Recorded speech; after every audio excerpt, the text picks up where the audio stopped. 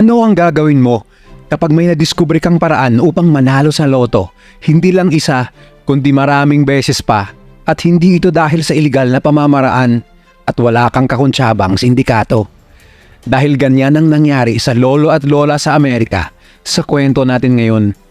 Sa husay sa math, umabot sa $26 million o 1.5 billion pesos ang kanilang perang napanalunan ng makailang beses sa windfall lotto sa Amerika. Kaya mag-unat-unat ka muna, maghanap ng komportableng mauupuan at panooring mabuti ang videong ito dahil baka ikaw na ang susunod na milyonaryo sa loto kapag nakuha mo ang teknik ni Lolo. Sa mahabang panahon, tahimik na naninirahan ang retired na mag-asawang Jerry at Marge Selby sa Everett, Michigan sa Estados Unidos. Ang Everett ay isang napakaliit na bayan na mayroon lamang tinatayang may kabuuan na 1,900 na katao ang naninirahan doon. Marahil sa angking payak at tahimik na pamumuhay sa Everett, napagdesisyon na ng mag-asawang Jerry at Marge na manirahan sa naturang lugar. Sa kanilang mahabang pagsasama, nakapagpalaki sila ng 6 na anak sa pamamagitan ng pagmamanage ng sarili nilang convenience store sa isa sa mga pangunahing lansangan sa Everett. Si Jerry ang namamahala sa mga alak at sigarilyo habang si Marge naman ay nakatoka sa pagtatabi ng mga libro at paggawa ng mga sandwiches. Araw-araw na ganito ang senaryo ng mag-asawa upang itaguyod ang kanilang simple ngunit masayang pamilya. Ngunit matapos ng 17 taon, napagdesisyon na ng mag-asawa na tuluyan ang ibenta ang naturang convenience store. Nang tanungin ng kanilang desisyon upang ibenta yon, ang sabi ni Jerry ay nasa tamang edad na raw sila upang ibenta ang naturang pamilihan at tingnan kung ano ang pwede nilang gawin sa makukuhang pera doon. Aniya, sa edad niyang 62 at ang kanyang asawa na 63, oras na daw upang i-enjoy ng mag-asawa ang buhay at magretiro na sa pagtatrabaho. Ngunit isang kagilagilalas na pangyayari ang nakapagbabago ng ihip ng hangin. Isang araw noong 2003, habang naglalakad si Jerry sa kinalakihan niyang bayan sa Everett, napadaan siya sa isang bilihan kung saan nakita niya ang isang brochure o babasahin na naglalaman ng isang bagong loterya o lottery game na tinatawag na windfall. Nang mabasa ni Jerry ang brochure, ay tila calculator na biglang nag-compute ng mga numero ang kanyang utak at isang light bulb moment ang kaagad nangyari. Dito na nga nagumpisa ang marahil pinaka-thrilling na yugto sa simpleng buhay nila Jerry at Marge bilang mag-asawa. Dahil sa halip na kainin sila ng sistema sa katatayan ng gantong uri ng loto, sila ang kumain sa sistema o naging paulit-ulit na mga milyonaryo. At ang lahat ng ito ay naging posible ay dahil sa angking galing na talino ni Jerry sa matematika. Noon pa man, hilig na talaga ni Jerry ang mga numero, kalkulasyon at mathematics. Sa katunayan, siya ay may bachelor's degree sa naturang asignatura sa kalapit na Western Michigan University. Tsak na marami sa atin ang may ayaw sa subject na ito. Kung tatanungin ng karamihan na mag-aaral, sila ay iwas o pawang mga kabado na kapag oras ng math sa kanilang klase. Ngunit para kay Jerry, ito ang kanyang naging sandata upang tuluyang ibahin ang kanilang kapalaran. Sa loob lamang ng ilang minuto, nakaisip agad siya ng taktika kung paano manalo ng paulit-ulit sa naturang windfall lotto. Hindi siya makapaniwala na hindi agad na-realize ng mga tao kung gaano ka-obvious ang stratehiyang kanyang nadiskubre upang manalo ng milyones sa windfall. Pinag-aralan niya ng mas malalim ang theory na nadiskubre at sa loob ng 3 araw na pagkukompute ay mas lalo niyang napatunayan na tama nga ang kanyang naisip. Baka sa kanyang kumpiyansa na talagang easy-easy niya lang makukuha ang loophole o ang butas sa sistema ng loteryang yon. Ayon kay Jerry Selby, ang butas na kanyang nakita sa sistema ng windfall lottery ay ang feature nitong roll down.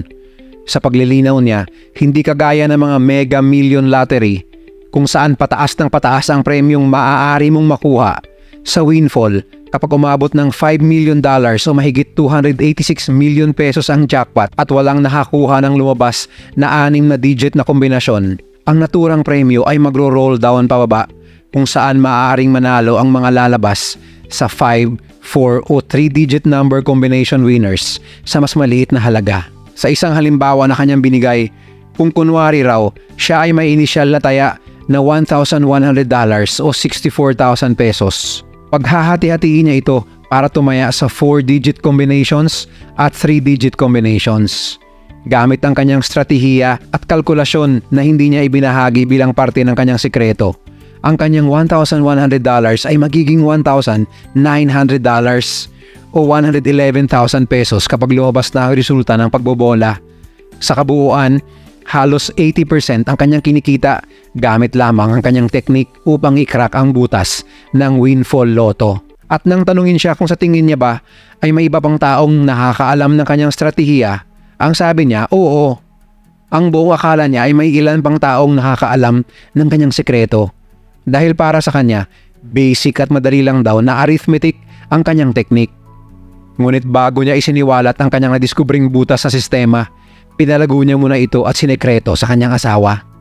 Noong may panibagong roll down na walang pagtama sa 6-digit combination winner ang windfall sa Evart, walang sinayang na panahon si Jerry. Bumili siya ng windfall tickets na nagkakahalaga ng $3,600 at nanalo nga siya ng $6,300. At hindi pa siya tumigil sa kanyang pagkapanalo dahil sa kumpiyansa niya sa kanyang strategiya, dinagdagan niya pa ang kanyang taya at umabot ito sa $8,000 o mahigit 458,000 pesos. At nanalo siyang muli ng kulang-kulang $16,000 o halos 1,000,000 piso. Sa puntong ito, kung saan tuloy-tuloy na ang kanyang pagkapanalo dahil sa matagumpay niyang pag-crack ng butas sa sistema ng windfall, napagdesisyonan ni Jerry na sabihin sa kanyang asawa na si Marge ang kanyang discovery. At simula noon ay nagpa siya ang mag-asawa na magpatuloy sa ganitong gawain dahil hindi naman illegal ito at naibibigay ng teknik ni Jerry ang mga pangunahing pangangailangan ng kanilang pamilya. Winidraw ng mag-asawa ang lahat ng ipon nila sa bangko at ibinukos sa gawaing ito. At hindi rin nagtagal dahil palaki ng palaki ang napapanalunan ng mag-asawang Selby, nagtatag sila ng kanilang kumpanyang tinatawag na GS Investment Strategies. Ang GS Investment Strategies o GSIS ay lumawig at lumaki. Mula sa iilang miyembro ng pamilya Selby, ang kanilang grupo ay nakahikayat rin ng ilang mga kakilala at kapitbahay na sumali. Isa sa pinaka-successful na taya ng GSIS ay may panalong $853,000 o 48 million pesos galing lamang sa inisyal na tayang $515,000 o 29 million pesos. Pagdating ng 2005, ang grupo na tinatag at pinangunahan na Jerry at Marge Selby ay umabot na sa may 25 na katao. Ilan sa mga notable na kasapi ng grupong ito ay ang 3 state troopers o mga pulis, isang factory plant manager at isang vice president ng bangko. Ang GS Investment Strategy sa puntong ito ay 12 times na nakapaglaro ng windfall at sa 12 times na ito nakapag-ipon sila ng milyong-milyong dolyar mula lamang sa stratehiyang itinuro sa kanila ni Jerry. Ngunit hindi rin nagtagal, nagsara ang windfall lottery sa Michigan at ayon sa report, ang dahilan raw ng pagsara nila ay sa kadahilan ng kulang na raw ang kanilang nagiging benta. In short, nalulugi ang naturang loteryang yon. Ngunit hindi pa natatapos doon ang maliligayang araw ng pamilya Selby at GS Investment Strategies. Habang nasa hiatus o standby mode ang naturang grupo, dala ng pagsara ng windfall sa Michigan, isa sa kanilang kagrupo ang nag-email kay Jerry. Laman ng email na ito ay ang impormasyong tungkol sa isang windfall na laro na bukas na mga panahon na yon sa ibang lugar. Ito ay sa Boston, Massachusetts. Walang sinayang na panahon, agad-agad tinignan ni Jerry ang naturang laro at kung ano ang mechanics nito. Ni hindi man lang inabot ng 10 minuto sa kanyang pag-aaral, agad-agad niyang nireplyan ng taong nag-email sa kanya na kaya nating laruin ito. Let's do it! Ngunit may dagdag na challenge ang kanilang paglalaro sa windfall sa yugtong ito dahil kailangan nilang mag-drive ng 900 miles o mahigit sa 1,400 kilometers mula Evart, Michigan hanggang Boston, Massachusetts tuwing may roll down. Hindi lamang yon, kailangan rin nilang bumili ng higit sa 100,000 tickets ng windfall sa 2 convenience store doon at iisa-isahing tingnan ng mga iyon sa isang Red Roof Inn o maliit na hotel ng 10 oras kada araw sa loob ng 10 araw. At ito ang kanilang naging routine sa loob ng 6 na taon. Naglalabas ang mag-asawa ng $600,000 o 34 million pesos sa isang laro upang bumili lang ng sandamakmak na tickets. At sa isang taon mayroon daw 7 paglalaro. Kaya kung susumahin, ang total na nilalabas ng mag-asawa kapag sila ay tumataya sa windfall lottery sa isang taon ay $4.2 million o may mahigit sa 240 million pesos. Ngunit nang tanungin ng mag-asawa kung sila ba ay kinakabahan sa tuwing sila ay may laro, ang sagot nila ay oo raw syempre. Hindi naman daw parating nananalo. In short, hindi palaging Pasko. Hindi foolproof o 100% correct ang estratehiya ni Jerry. At nang tanungin kung magkano ang total na nagastos ng mag-asawa sa mga natalong tickets, ang sabi nila, umabot raw sa $1.8 million o nasa 105 million pesos ang halaga. At ang malupit pa roon, lahat ng mga natalong tickets nila ay nakasilid sa mga plastic na lalagyan sa isang barn na kanilang ipinagawa para lang doon.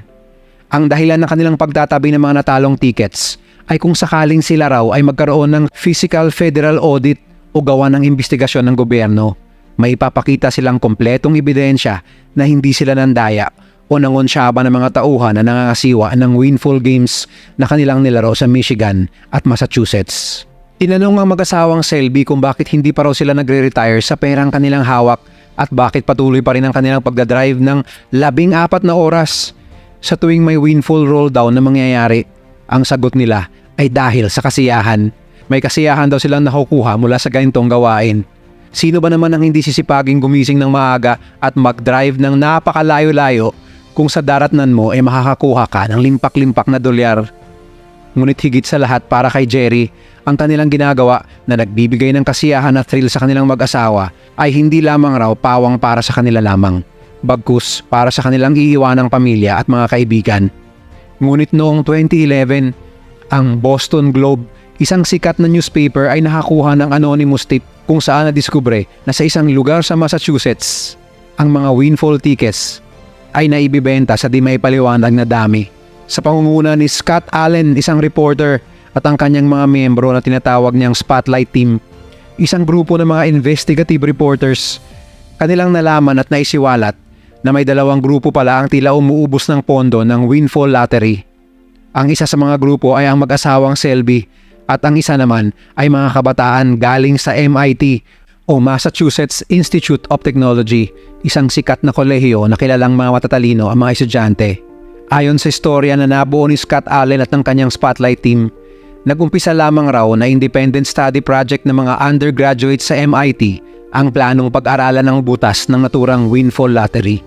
At matapos nga nilang makrak ang loophole na yon, hinikayat na ng mga undergraduates na yon ang kanilang mga kaibigan at kakilala na mag-ambag sa kanilang proyekto.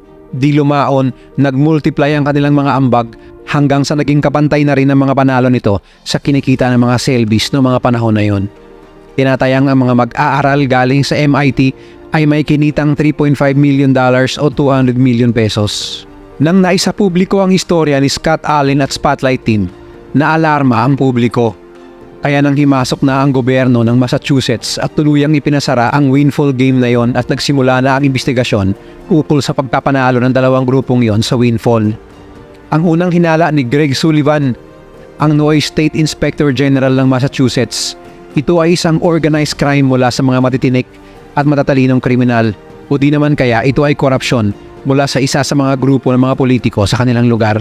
Hirap silang ipaliwanag kung paano nga bang nangyaring milyones ang tila nakukulimbat sa kanila.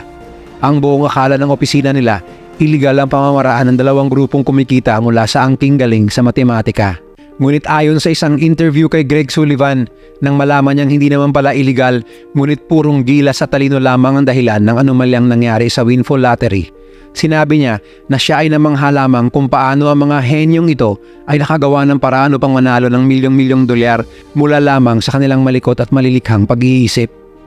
At doon na rin nagtapos ang adventure ng mag-asawang Jerry at Marge Selby, pati na rin ang kanilang kumpanyang GS Investment Strategies. Sa loob ng 9 na taon, sila ay nakapag-uwi ng $26 million o 1.5 billion pesos.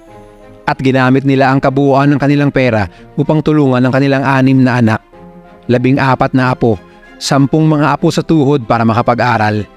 Kanila ring ipinarenovate ang kanilang bahay at namuhay pa rin ng simple at payak katulad ng kanilang orihinal na pamumuhay noong sila ay may convenience store pa sa Ebbart, Michigan. Ang kanilang naging nakakamanghang karanasan ay ginawan pa ng pelikula ng Paramount Pictures na pinamagatang Jerry and Marge Go Large na ipinalabas noong June 15 nitong taon. Ang nangyari kay Jerry at Marge ay patunay lamang na mahalaga ang math sa buhay ng tao.